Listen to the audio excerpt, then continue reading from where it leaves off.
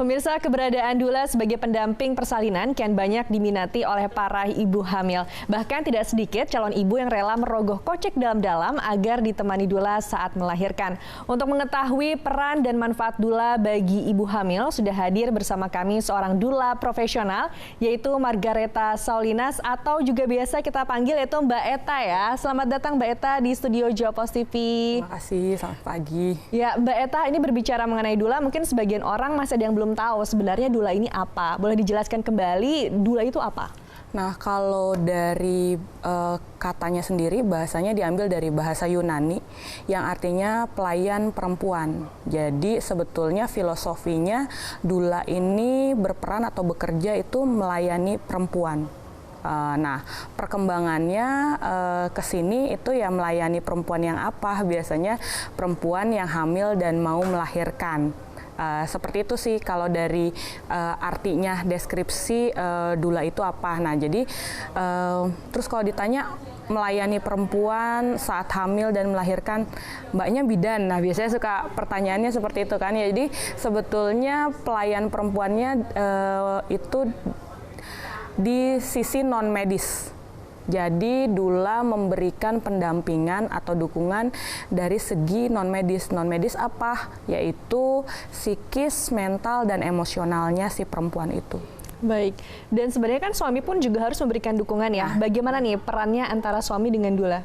Nah, sebetulnya keberadaan doula itu tidak menggantikan support system yang ibunya sudah punya, tim pendukung yang ibunya sudah punya. Misalkan katakan sudah ada pasangannya, suami, sudah ada keluarga, baik keluarga si ibu, keluarga si suami gitu ya.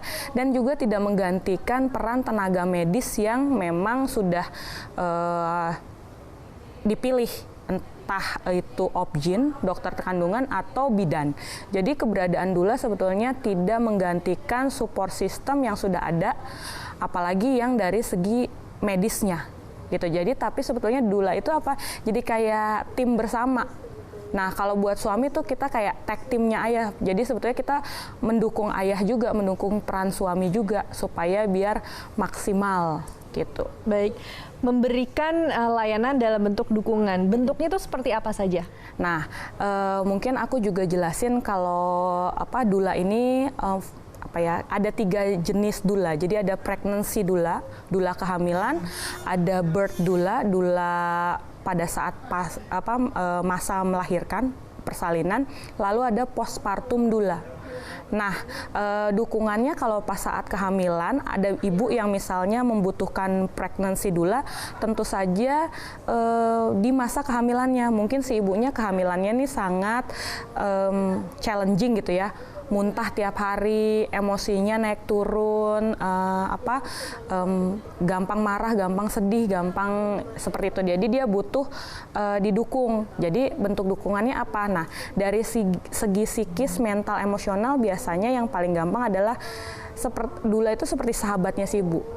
Menerima seluruh curhatan, komunikasi gitu ya, via baik ketemu langsung atau ya via WhatsApp, texting, telepon, seperti itu. Nah, kalau pada saat melahirkan, biasanya dukungan saya ya pada saat ibu sudah masuk rumah sakit, sudah check-in nih, sudah bukaan biasanya kapan sih doulanya datang gitu ya, pas bukaannya misalnya 3 ke atas, jadi fase aktif saat persalinan saya udah datang. Terus saya ngapain?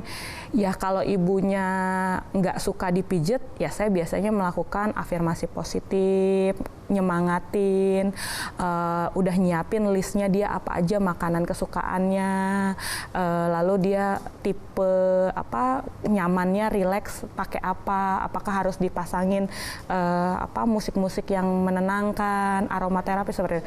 Ya, paling ini sih hampir semua ibu pada saat melahirkan senangnya dipijit, maka yang saya lakukan mijet.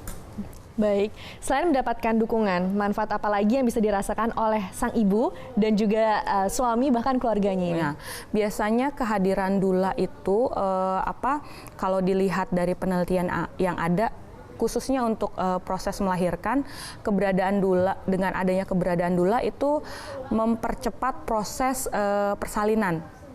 Jadi biasanya ada orang yang melahirkan itu berjam-jam, atau bahkan berhari.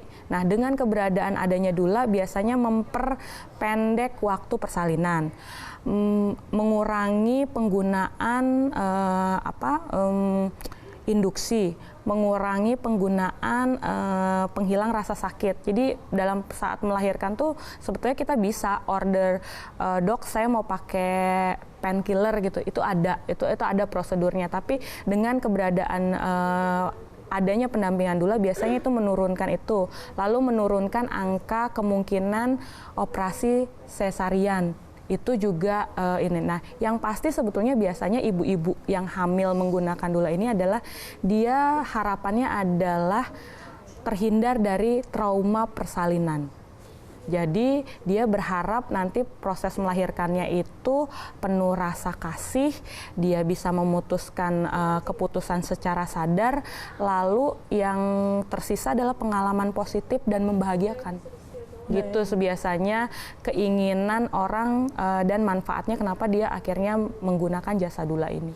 Baik, untuk menjadi doula sendiri, bagaimana caranya nih Mbak Eta? Jadi step pertamanya saya mengikuti pelatihannya, tentu workshopnya gitu ya. Nah, selesai mengikuti workshop, saya tentu mendapatkan pengetahuan dan materi menjadi doula. Tapi tidak cukup di situ karena saya melanjutkan untuk mengambil sertifikasinya. Jadi kalau hanya mengikuti workshop itu saya cuma lulus ikut workshop aja, tapi saya lanjutkan mengambil sertifikasinya. Jadi setelah workshop ada kegiatan lanjutannya, tentu masing-masing penyedia workshopnya beda-beda persyaratannya. Nah, pada saat yang saya mengikuti dari Amani Birth ini, saya lanjutkan dengan saya melaporkan, saya mendampingi ibunya, lalu apa yang saya dapatkan dari proses persalinan hingga akhirnya Amani Birth menyatakan saya lulus dan tersertifikasi. Baik, dan Mbak Eta selama proses kehamilan ini kan sebenarnya banyak peristiwa yang bisa terjadi ya, dan doula ini adalah harus mendampingi biasanya. Apabila terjadi tiba-tiba peristiwanya itu adalah keguguran, bagaimana peran doula itu sendiri? Nah, biasanya saya lanjutkan dengan dukungannya yang memberi support ibu, karena walaupun sangat masih kecil usia kandungannya, setiap ibu itu tidak bisa melupakan bayi yang sudah dikandungnya. Jadi saya malah justru lebih intens memberikan dukungan pada si ibu. Saya tahu dia tinggal sendiri, maka saya juga nanya sudah makan atau belum. Jadi saya kirimkan, saya orderin makan siangnya seperti itu. Jadi seperti itu sih dukungan-dukungan yang diberikan.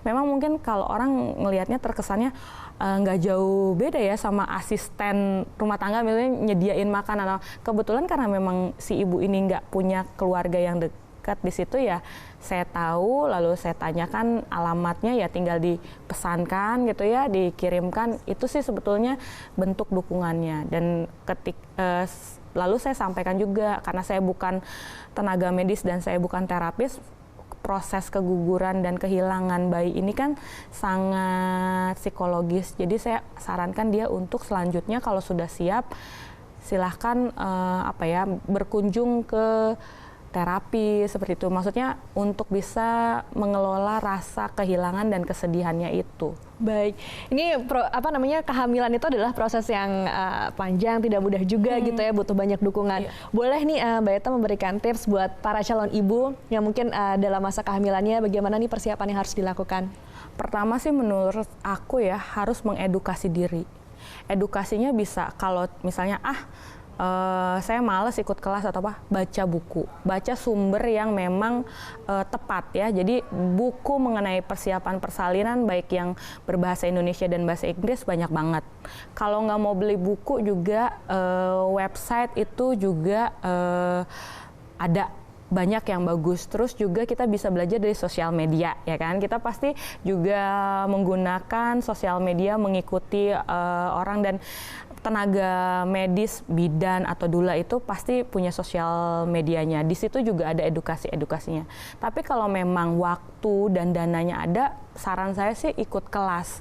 Kalau kamu tidak punya waktu untuk baca buku yang tebal dan ingin pasangannya juga terlibat, maka ikutlah kelas persiapan persalinan. Karena di sana kita belajar materi, juga belajar gerak apa yang membantu, seperti itu.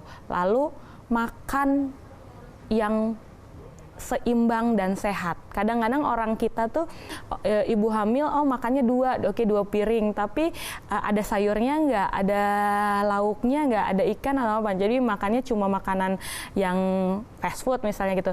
Itu nggak baik sih sebetulnya, karena nutrisi dibutuhkan bagi tubuhmu untuk bayi dan juga fleksibilitas organ-organ di dalam kita, sama olahraga.